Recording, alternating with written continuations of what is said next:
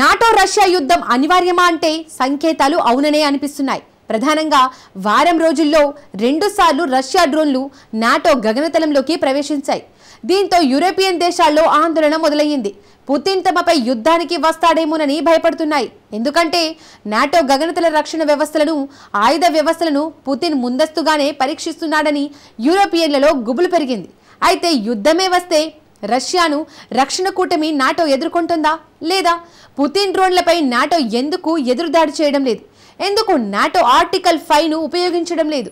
కూటమి దేశాల్లోకి రష్యా డ్రోన్లు చొచ్చుకొస్తున్నా నాటో మౌనం ఎందుకు? What's the story?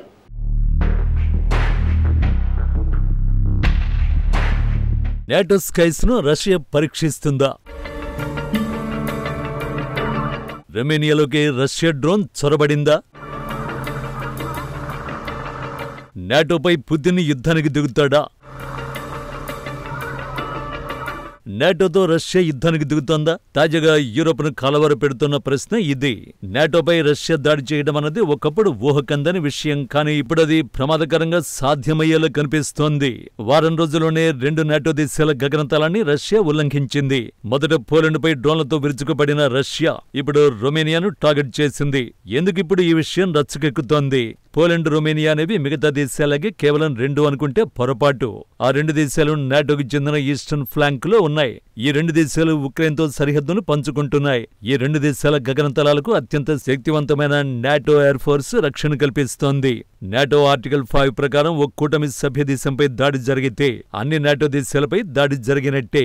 ఒక నాటో సభ్య దేశంపై ఎవరైనా దాడి చేస్తే మిగిలిన సభ్య దేశాలన్నీ యుద్ధానికి దిగుతాయి. దశాబ్దాలుగా నాటోకు ఉన్న ఈ ఆర్టికల్ 5 కారణంగా ఏ దేశమూ దాడి చేయలేదు. కానీ ఇప్పుడు నాటో రెడ్ లైన్స్ ని రష్యా దాటుతున్నట్టు కనిపిస్తోంది. సో నాటో శక్తి సామర్థ్యాలను వ్లాదిమిర్ పుతిన్ పరీక్షిస్తున్నాడా? దీనికి సమాధానం రొమేనియాతో ప్రారంభిద్దాం.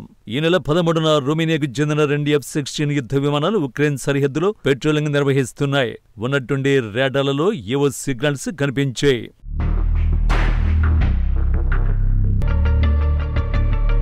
రొమేనియా గగనతలంలోకి ఏదో చొరబడుతున్నట్టు పైలట్లు గుర్తించారు. అది మరేదో కాదు, రష్యా మేడ్ జరాన్ డ్రోన్.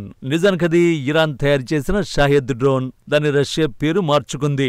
రష్యా డ్రోన్ సుమారు 50 నిమిషాల పాటు నాటో గగనతలంలో సంచరించింది. ఆ డ్రోన్ ను F-16 ఫైటర్లు ట్రాక్ చేశాయి. డ్రోన్ ను కూల్చేందుకు పైలట్లకు ఆదేశాలందాయి. కానీ ఆ డ్రోన్ ను మాత్రం కూల్చలేదు. ఆ తర్వాత ఆ డ్రోన్ సరిహద్దు అవతలికి వెళ్లిపోయింది. సార్వభౌమత్వాన్ని ఉల్లంఘించడమేనని రొమేనియా ఆరోపించింది. తమ దేశంలోని రష్యా రాయబారికి రొమేనియా సమన్లు జారీ చేసింది. రొమేనియా ఆరోపణలను మాస్కో తోసిపుచ్చింది. రొమేనియాను రెచ్చగొట్టేందుకు ఉక్రెయిన్ డ్రోన్ ను పంపిందని రష్యా ఆరోపించింది. ఎందుకలా రష్యా ఆరోపించింది అంటే రొమేనియా ఉక్రెయిన్తో సరిహద్దును పంచుకుంటుంది.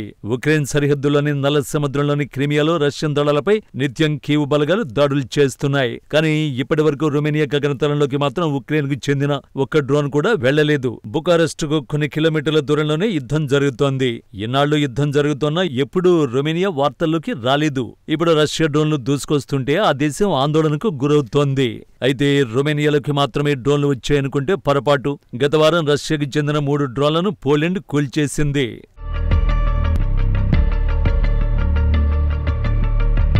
పోలాండ్ గగనతలంలోకి మొత్తం 19 రష్యన్ డ్రోన్లు దూసుకొచ్చాయి. ఈ డ్రోన్ల రాకను రష్యన్ దాడిగా వార్సాక్ తెలిపింది. డ్రోన్లను అడ్డుకోవడానికి వెంటనే ఫైటర్లను రంగంలోకి దించింది. నాటో ఎయిర్ డిఫెన్స్ వ్యవస్థల సంసిద్ధతను ఈ డ్రోన్లు పరీక్షించినట్టు పోలాండ్ అనుమానిస్తోంది. వెంటనే నాటో మిత్ర దేశాలు అప్రమత్తమై పోలాండ్కు మద్దతు పలికే. ఇప్పుడు నాటో తూర్పు దళాన్ని బలోపేతం చేస్తోంది. నాటో తూర్పు దేశాల రక్షణకు తూర్పు దళాన్ని ప్రారంభిస్తున్నట్టు గ్రూప్ చీఫ్ మార్క్ రుట్టే తెలిపారు. ఈ సైనిక కార్యకలాపాలు త్వరలో ప్రారంభమవుతాయని తెలిపారు. అందులో డెన్మార్క్, ఫ్రాన్స్, యూకే, జర్మనీ, ఇతర మిత్ర దేశాలకు చెందిన యుద్ధ విమానాలు, సైన్యం అందుబాటులో ఉంటాయని నాటో చీఫ్ వివరించాడు. డ్రోన్లను ఎదుర్కోవడం వంటి ప్రత్యేక సవాళ్లను ఎదుర్కొనేందుకు సంప్రదాయ సైనిక సామర్థ్యాలను అప్డేట్ చేస్తామని రూటే చెప్పాడు. నిజానికి ఒక డ్రోన్ వచ్చుంటే రొమేనియా బహుశా లైట్ తీసుకుని ఉండేది. కానీ వారం రోజుల్లోనే 2 సార్లు డ్రోన్లు రావడంపై ఆ దేశం ఆందోళనకు గురవుతోంది. ఈ డ్రోన్ల రాక ఒక వ్యూహంలా కనిపిస్తోంది. పుతిన్ విషయానికొస్తే నాటోను పరీక్షించాలంటే డ్రోన్లు పర్ఫెక్ట్ అయినవి. ఎందుకంటే అవి చాలా చిన్నగా ఉంటాయి, పైగా తక్కువ ధర. ఇక వాటిని కూల్చేయడం కూడా చాలా కష్టం. అయితే రష్యా బార్డర్ దాటేసిందా అంటే బహుశా దాటేసి ఉండొచ్చు. రష్యా ఉద్దేశపూర్వకంగా దాడి చేసిందా అంటే సమాధానం ఎవరికీ తెలియదు. యుద్ధానికి ఇదే సరైన టైమా? నాటోతో రష్యా యుద్ధానికి దాదాపు ఇది సరైన సమయమైతే కాదు. ఇక డొనాల్డ్ ట్రంప్ విషయానికొస్తే ఉక్రెయిన్ యుద్ధాన్ని ముగిస్తానని హామీ ఇచ్చాడు. ఇప్పటికే పుతిన్, జెలెన్స్కీలతో ట్రంప్ సమావేశమయ్యాడు. రష్యాపై కఠిన ఆంక్షలను విధిస్తానంటూ ట్రంప్ వార్నింగులు ఇస్తున్నాడు. దానికి ప్రతిస్పందనగా పుతిన్ డ్రోన్లను పంపుతున్నాడు. పోలాండ్పై రష్యా డ్రోన్లు దాడి చేయడాన్ని ట్రంప్ పొరపాటుగా చెప్పాడు.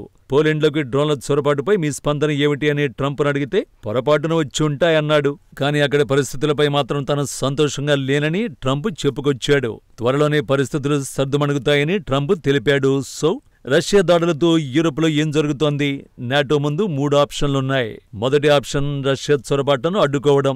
డ్రోన్లను అడ్డుకునేందుకు నాటో యుద్ధ విమానాలను వినియోగిస్తోంది. డ్రోన్లు రాకుండా హెచ్చరించొచ్చు, ఉద్రిక్తతలు తలెత్తకుండా చేయొచ్చు. అయితే ఇక్కడే ఓ ప్రమాదకరమైన సమస్య ఉంది. కానీ మరిన్ని డ్రోన్లు దూసుకొస్తుంటే మాత్రం నాటో నిస్సహాయంగా చూడాల్సిందే. రెండో ఆప్షన్ ప్రకారం డ్రోన్లను కూల్చేసి వార్నింగ్ దాడులు చేయొచ్చు, లేదంటే మిలిటరీ కసరత్తులు నిర్వహించొచ్చు. ఇలా జరగాలంటే సరిహద్దులో నాటో బలగాలను బలోపేతం చెయ్యాలి. అదే జరిగితే రష్యా యుద్ధం మరింతగా విస్తరించే అవకాశం ఉంది. రష్యాతో యుద్ధాన్ని నాటో కోరుకోవడం లేదు. మూడో ఎంపిక రాజకీయ బలం.